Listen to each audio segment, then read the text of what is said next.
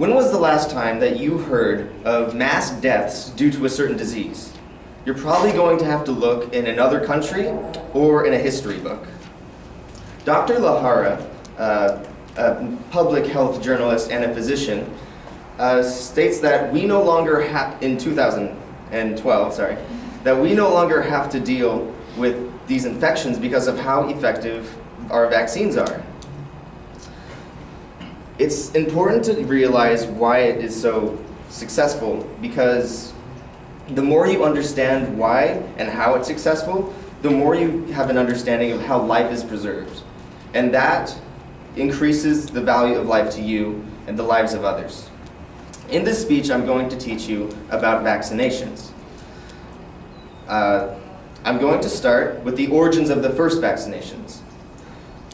Second, I'm going to teach you about how a single organism benefits from a vaccination. And finally, I'm going to teach you about herd immunity. So first, I'm going to teach you about the origins. So according to Dr. Lahara, previously qualified, diseases like smallpox have existed all throughout human history. And early physicians noticed that those that had been exposed to an infection, when they got it again and survived, they were immune to it. They took this practice and started the practice of inoculation. Inoculation kind of looks the same as vaccination, but it's not nearly as effective. They would take blood scabs from smallpox patients, put it in a solution, and inject it. Seems like a vaccine, but it doesn't work. It's pretty much the equivalent of me having Ebola, throwing up in your sandwich, giving you that sandwich, you surviving. If you survive, you get immune, and I'm like, ta-da, I've done my job, you're now immune. A lot of people, this is terrible because a lot of people died from it.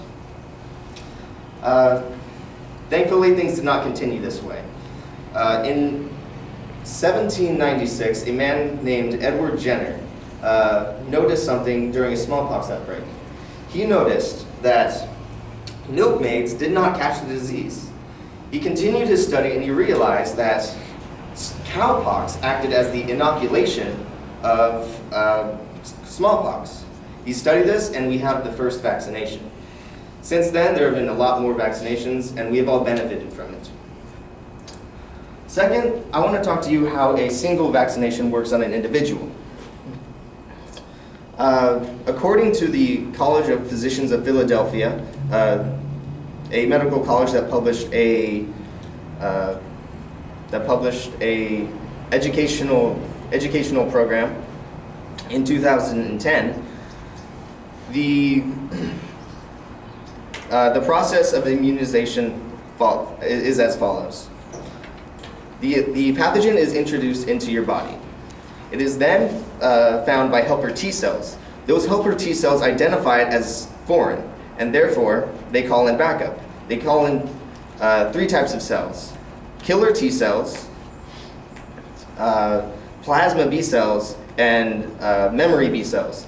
The killer T cells and plasma B cells work together to defeat the infection. While they're fighting the infection, there are memory B cells being formed that are trying to remember the DNA of the intruder. So next time that intruder comes into the body, they will match the DNA, realize that it's an infection and it's trying to kill the body, and then this army of killer T cells and plasma B cells will be ready there to fight it. So that's how a vaccination works. Now I'd like to talk to you how a vaccination works on a large population. In a large population, it's called herd immunity. Dr. Rashid Desai, an epidemiologist, published an educational program in 2014, and he says that to understand herd immunity, you have to understand a value called R naught. R naught can be defined as the number of new cases per one individual. In short, if I had a cold, R naught is the average number of people I give it to. R naught has to be in a susceptible population, meaning that it happens over meaning that it happens like no one's vaccinated, no one's immune to it. The higher R naught, the more contagious the disease is. Therefore, if R naught is 1, it's not spreading, but it's still there, and if R naught is less than 1, eventually over time, the disease will be eradicated. Some examples of R naught would be Ebola. The R naught of Ebola is R naught of 2. Let's try measles. The R naught of measles is 18. So the average person that has measles will give it to 18 other people.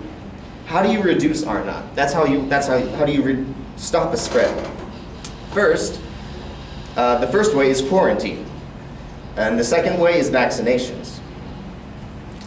Through quarantine and vaccinations, any epidemic can be stopped if it hasn't spread too far. There's math behind how many people need to be vaccinated, and it's pretty much R naught minus 1 over R naught. And that's the percent of people that need to be vaccinated. So in order to stop measles, you have to take, which has an R naught of 18, 18 minus 1, 17, 17 over 18, and that is equal to about 94.4% of the population need to be vaccinated in order to stop an outbreak. I've covered everything about vaccinations, and